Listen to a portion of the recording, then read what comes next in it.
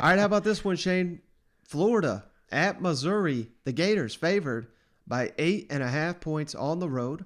The over-under 69. And this game kicks off at 4 o'clock Eastern on the SEC Network. And this series, Shane, believe it or not, tied at 5-5 and 2-2 in Columbia. So it's been a tight one here. Who do you like in the matchup? Missouri at home against Florida. Oh, Mike. What's that over-under? 80? 90? 69. Oh, okay, because I didn't think any defense was going to show up to this one, man. Oh, Mike, I joke. But seriously, Florida Gators, we gave them a hard time, man, but they were able to put some points on the board. Emory came out. I kind of feel bad. I don't know if you saw some of those tweets he was sending out earlier. Everybody bad-mouthing him, Florida Gator fans. His mom can't even watch the game, and little stuff like that, you forget. I mean, you forget. We talk bad about teams. We talk good about teams, but you forget these are kids. You know what I'm saying? And sometimes we get lost in that. Emory gave everything he could. He put all those points on the board. Is he the quarterback you wanted? No, probably not. I mean, if we're being realistic, we all expected AR-15 to come in here and light the world up and, make a run for the Florida Gators, and we haven't got that. But I'm not saying that we're not going to get it in the future. But that being said, Mizzou's coming off a big victory, beating the Gamecocks. This is kind of put them back on path, and Eli's coming out. They've been joking all week. That's the kind of attitude you want, because you're going against the Florida Gator teams that have seen better days. And if they've shown you anything lately, Mike, is – well, two things. They don't have defense, and this is the time, if you're going to beat the Florida Gators, to do it. This is one of those things you hang banners for, because you're not always going to be able to beat the Florida Gators. Trust me, Mike. As a Tennessee Volunteer fan, it just doesn't come around that often. But when it does, you appreciate it, you support it, and you show videos for the next 10 years. So the fact of the matter is, this game is going to come down to the wire, because I don't think either defense can stop each other. And it's going to be fun. It's going to be electric, and it's going to come down to the last possession. And I'm going with the first upset, and I can't believe you're upsetting a team, but I got Missouri winning this game, Mike. 42, Florida Gators 41. I think if you want to crown somebody after this weekend, you're going to look back and you're going to look at Beatty, and he's going to be on every highlight reel, because I'm going to find every way possible. I'm going to put him on kick return. I'm even going to put his ass on defense, Mike. I want to see Beatty. I don't want to see him leave the field, because himself is going to win this game. So, give me Mizzou with the upset.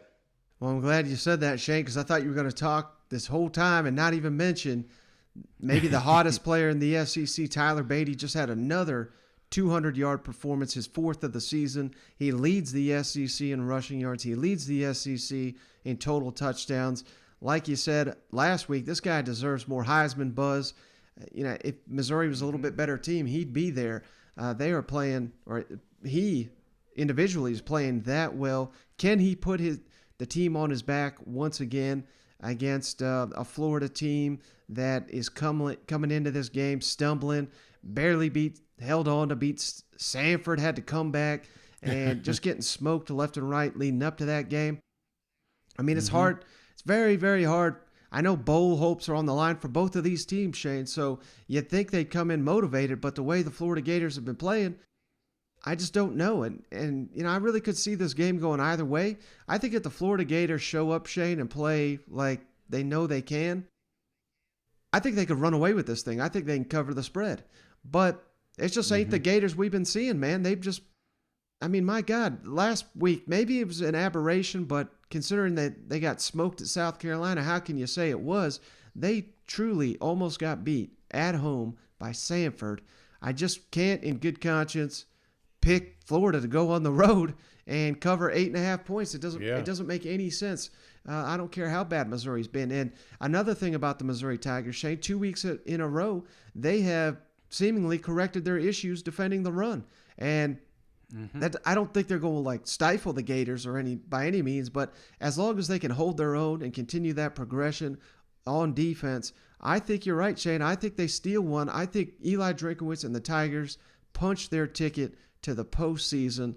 I don't think it's going to be quite as high scoring as you, but I got Missouri 33, Florida 30, and man, this could be the end of Dan Mullen. Wait, so you picked up an upset too? I did. Oh my God, Mike. we ain't going.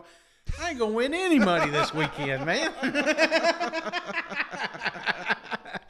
Oh man, it's one of those that I'm a momentum guy. Florida Gators is, like you said, it's just it's just I haven't seen anything like this. I mean, their defense went from keeping it tight with Alabama to not being able to keep Sanford off the field. It's right. Just right now I'm not seeing any form of life on that side of the ball. Like you said, Mizzou has done a little bit better with the rush defense, which is what Florida is going to do. They're going to try to run this ball. They're going to try to win this between the tackles. And if they can slow that down and force Emory to throw the ball, who knows what's going to happen here. But I think it's going to be a good game, Mike, either way. And I'm looking forward to it, man, because it could be. Could be Dan's last game. Hell, there's a lot of things that can happen here. Mizzou punching a ticket for a bowl bid. I mean, could you imagine after this the team walking away in late November, on November 20th, the team, Florida Gators are the only ones not to make to a bowl game? I mean, golly.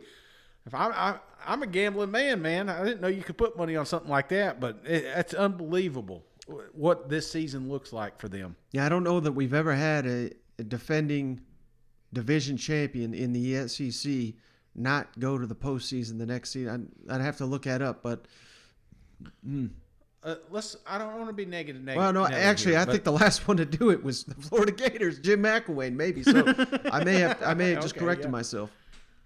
Yeah, they're one shark attack away. Hey, Mike, let me ask you this, not to be negative, but if you were to spin zone this thing and give me some positive vibes from Florida, what does the Gators need to do to get back on track? I mean, because let's be honest, Mike, there's that little seed of doubt in the back of our minds that are afraid that the good Florida Gators are going to show up. Part of me was after the locker room in that Sanford, I still can't get that image out of my mind. Seeing those kids so damn pumped up for a victory, if that bleeds into Columbia there, what does Florida need to do to not just win this game, but blow Missouri out? Because these guys don't like each other. You right. Remember a few years back, was it last year? Yeah, they were fighting there at half. I mean, it was pretty bad. So there's going to be a lot of bad blood in this game. What does the Florida Gators need to do to capitalize on that? Remember this time last week, Shane, we were talking about the new interim defensive coordinator, Christian Robinson, wanted to see how that unit would fight for him, and they basically no-showed in the first half. But in the second half now, they came out, and I know it was against Sanford, so it's hard to give them too much credit, but they more or less locked them down for much of that second half. So, maybe there was just that adjustment period. Maybe he was just not putting the players in the best position. Maybe he was, not handling his duties that well as a defensive coordinator. They made the adjustments. Maybe he had it a little too complex for him, and he simplified it, and they were able to go out there and dominate. And, maybe there's a silver lining there. Maybe he's kind of figured that part of the process out.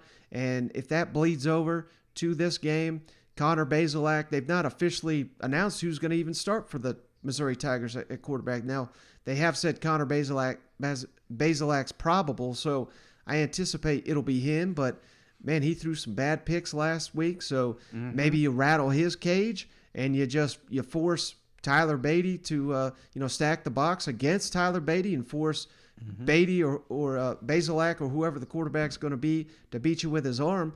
And there's not too many Missouri receivers that scare you. So right, yeah, there is an opportunity.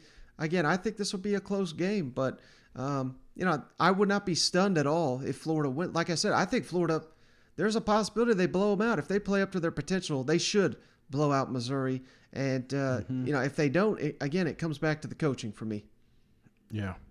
Just one last thing, Mike. Okay, because now that I am going to be negative. If they do get fired, does Dan get fired this week? Or, if they lose, Dan get fired this week? We're going to be firing up another emergency pod, Shane, our second one of firing season, because I did a Sunday one for Coach O. I'll do a Sunday one for Dan Mullen. You bet your ass.